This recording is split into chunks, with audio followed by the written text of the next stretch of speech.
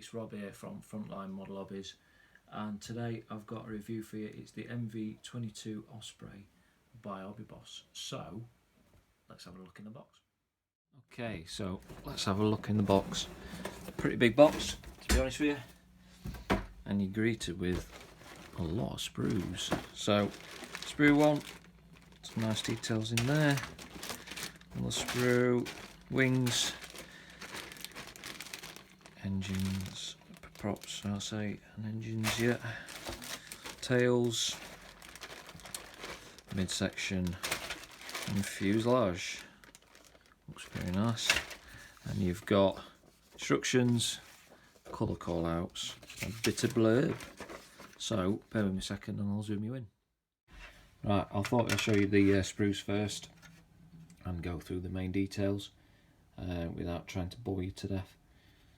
But I think you'll find that the surface detail is spot on, even though you're not going to get a lot of it, mainly because this aircraft is made up of some sort of weird carbon composite stuff. But that being said, for what is there, it's very, very nice. All the way down the fuselage. Doors, again, very nice, flat pieces, so I can't get that wrong. The wing top section, the raised detail, the wing vortex generators or wherever they are, look spot on. Maybe a bit oversized for some people, but you can get away with that. You should be fine. And the bottom section is very much the same. All the details there. The rivet detail is spot on, and I think you'll find there's no flash and no sink marks anywhere, to be honest with you. The tails, so the main tail sections, again, very nice indeed. All four of them. Flat pieces, again, can't go wrong with that. And again, no flash, nothing to speak of. On the blind side, the injection pin marks are a bit big, but they're on the back side too, who cares? They're not going to come through anyway. So I'll go on to the cabin section, this piece with the engines that rotate. So the inside, I have been watching videos of this helicopter, and to be fair, I don't know who's plumbed the inside of it, but looks like a really bad plumber's done it with all the wiring and everything. So to do the interior, you have got to put a lot of detail in there. But that being said, it looks solid, it's square, everything there is what you need. So just drill a load of holes and just chuck a load of wiring at it.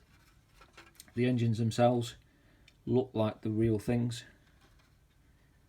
I can't say much more than this. I'm not an expert on the aircraft, so I wouldn't like to comment. But again, everything's sharp. I have noticed that the detail goes all the way around as well, which we've had problems in the past with Trumpeter and Hobbyboss, and well, they're both the same company anyway. So yeah, very nicely done. The other part of the interior is this section, and you've got the floor and you've got the rear cabin section. Cockpit, again, pretty good for what you get out of the box, but there again, you're not really going to see much in there anyway when you've weathered it up. So looking around the sprue, pretty good, pretty all in detail. All the lumps and bumps, everything what you get around the fuselage is spot on, to be fair. Very thin, and these veins, again, super thin. As you can see, I can bend them quite easily with just my thumb. So again, another nice sprue. The other sprue that I was going to show you are these two. So obviously you get the I don't know if you can call it feathered or them stowed, but the blade's stowed and the blade's not stowed. So you've got two different options really. You can build them both either way, and you can change your model to whatever you suit. So the stowed option, again, whether these fit very well Looks like you'd have to put those two halves together and put that into the middle, but that being said, look like they're movable. Not much detail on them, but again, these are going to be made of some sort of exotic material, so pretty good. The other sprue, duplicate sprue, so just have a look at one of them, and again, big bulbous nose for the spinner. Nice landing gear, pretty good out of the box. Again, very much reminiscent of the other sprue that I just showed you, but with them all, as you can see, deployed. So like I said, you've got options for each or the other version. So the other things you do get in the box is, like I said, a bit of blurb. I'm not going to even look at that. Colour call out, so you get one scheme. There's other decal options out there. But that being said, looks pretty good to me. And the instructions, what I'm going to do is I'm going to spin through them and just have a quick look at them. So to be fair, it looks very straightforward. No details that I can see is out of place. Yeah, it's all there, what you need. This is what I was explaining about the deployed, the stowed, and then the deployed blades, and then all the way through to the end where you've got it fully stowed. So you could have it fully stowed, spin it round, and the next day you can have it all as out and position the blades wherever you want them. So I think that's pretty good. I do like that. And that's that. Right, last thing I'm going to show you is the canopy, which to be fair I forgot to show you.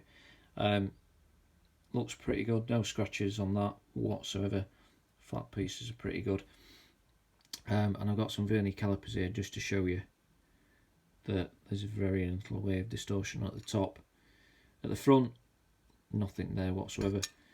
So yeah, pretty good. And obviously these flat sections, there's nothing really to speak of on them. They're spot on. So yeah, that is the review of this kit.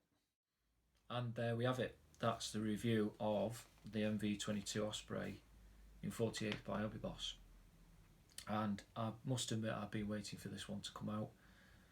I wasn't going to do the artillerium at all. Rescribing, yeah, I do like, but no, I didn't want to do that. So I am going to be building this one, and I can't wait to do it. I am going to put the instructions at the end, because I just didn't want to bore you with the instructions, so you can see for yourself how the kit goes together. So like I said, I'm going to be building this one. Also, I've not shown you the decals because I want to show you how they go on, and I want to show you if they're any good. So the only way to do that is to actually use them.